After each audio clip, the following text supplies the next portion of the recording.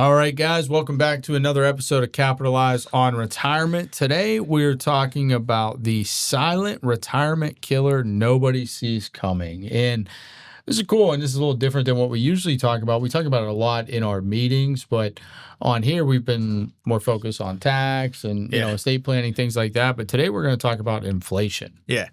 And inflation doesn't crash your retirement overnight. It kind of slowly erodes it year after year, and it impacts your lifestyle the more that inflation continues to rise. And I think this is kind of timely because inflation has it's gone up a little bit over the past couple of months. So let's kind of talk about why retirement is longer than ever, first and foremost, and why we should be kind of fearful of inflation.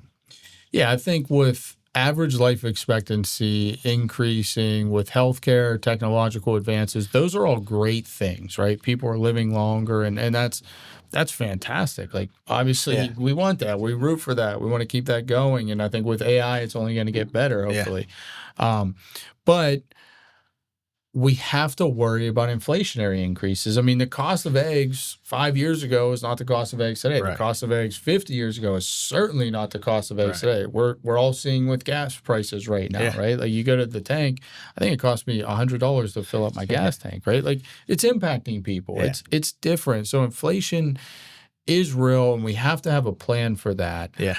And I think that's an important one. You know, we focus on retirement planning and we talk about it a lot, like I mentioned, internally, but I think it's a message that we do got to get out to the public here. Yeah. I mean, when people retired in the past, like when our grandparents retired, they retired at age 60 or 62, and life expectancy was not what it is today. Yeah.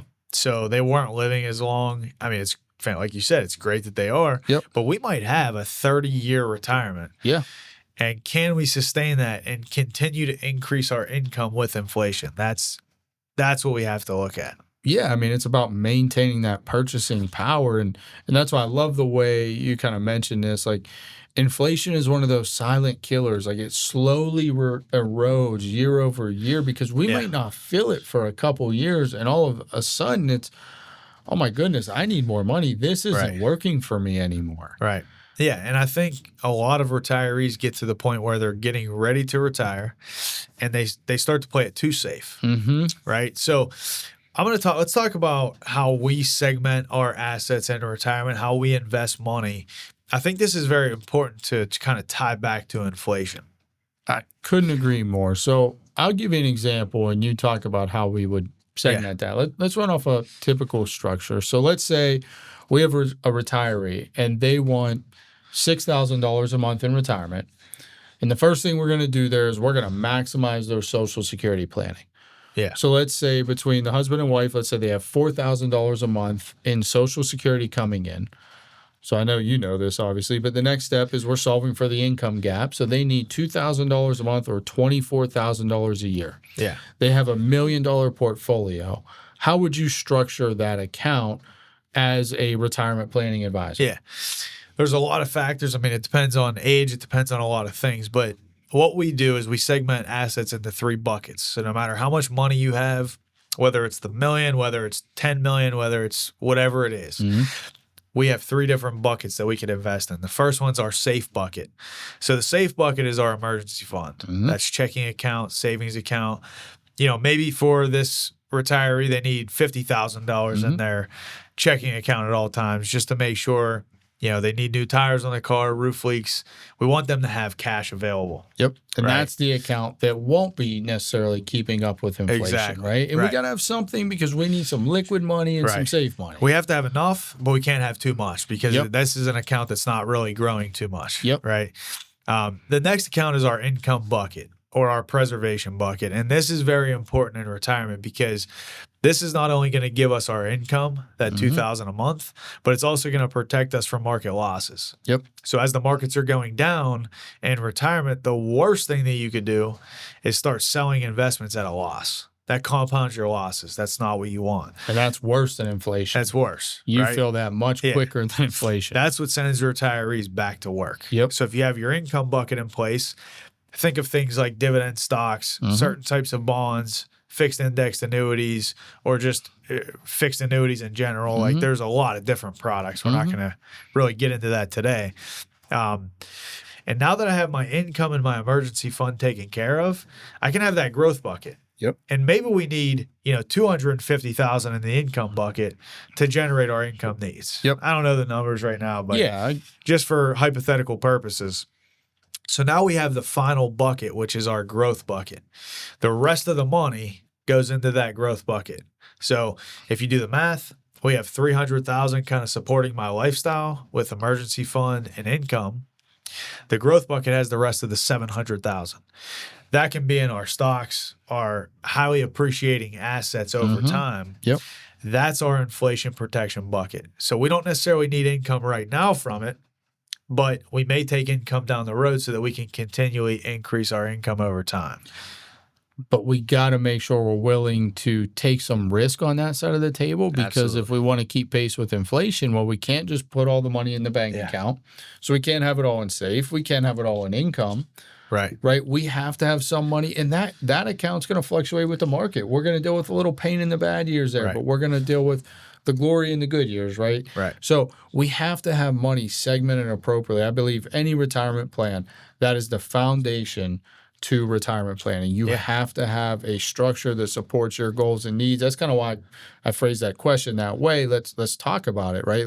Let's design it. Right. And I think that's so important to have a structure in place so that you can accomplish the goals, right? We got to have some money liquid. We got to have some money giving us income, but then we have to have money growing and compounding over time for inflationary purposes. And if you have those first two buckets, you have your emergency fund, the safe bucket, you have your income bucket. The growth bucket, you can be a little bit more aggressive with it because you don't need it day to day. It's for long-term 2, 3, 5-year periods of growth, and you don't have to touch it when it does go down in value. So the biggest risk that retirees run is, number one, being too safe and not keeping pace with inflation. And the second biggest risk is taking too much risk. And they don't have anything protected. And when the market goes down, they're selling investments. So there's a good balance between all three of those buckets. There's a good balance between all three. And I think, you said it perfectly. You have to balance the growth and the stable assets. Yeah. Right? You can't have, I wouldn't say all growth is good. I wouldn't say all income is good. And I wouldn't say all safe is good, right? There has to be a balance in place. Right. And that balance should be determined based on your goals. We talk about that all the time. We don't want a cookie cutter approach to that. We don't know what your balance should be. It's based on your goals. If I change that income goal to $10,000 a month, you would change your asset structure. And that's important. Yeah, and like you said, it's all based on what are my actual goals for retirement. Yeah. I mean, everybody is different.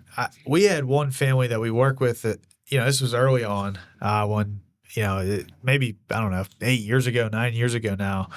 And they told me, I just want a fund that's going to produce $10,000 a year so that I could take my family on vacation every year.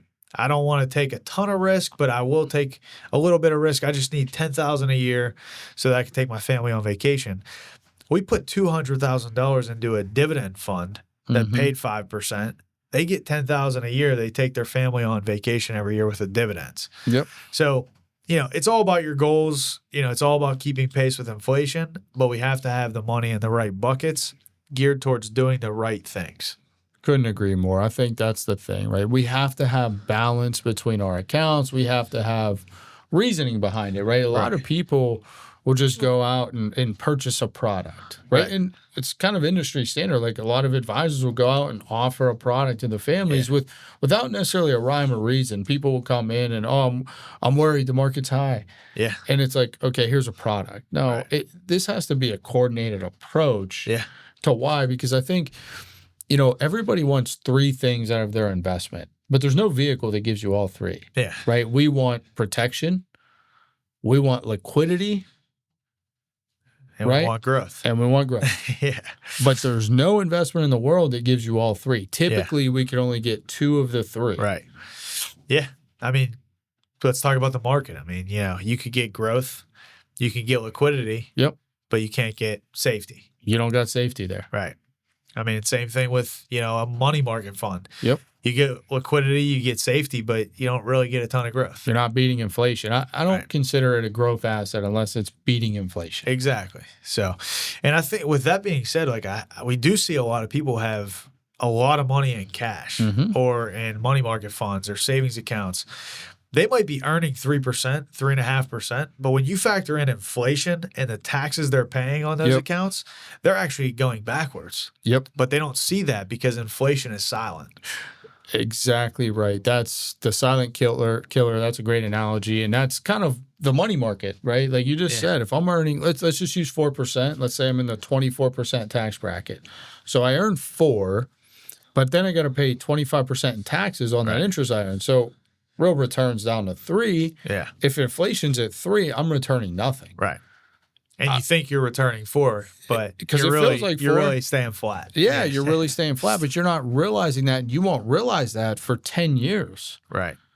So I think that's why it's important to kind of just have the balance of the different accounts, make sure you're keeping pace with inflation, but also make sure you have something safe because the markets do go down. Right. I think people forget because it's been a decent bit of time, since they've gone down for a good period, but they do go down. I think, you have to work with a retirement planning specialist, one who understands income planning and investment planning and how to design these based on your goals and your needs, right? Yeah. This isn't product offerings. This is coordination and how much should I have in each bucket?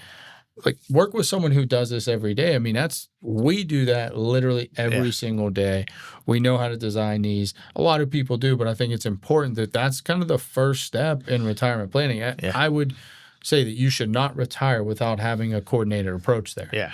Yeah. So, inflation is a killer. Got to make sure we're keeping pace with inflation, but have to make sure that our income plan is in place as well. So if you like the episode, subscribe, share it with a friend. We love doing this, and hopefully you get some value from it.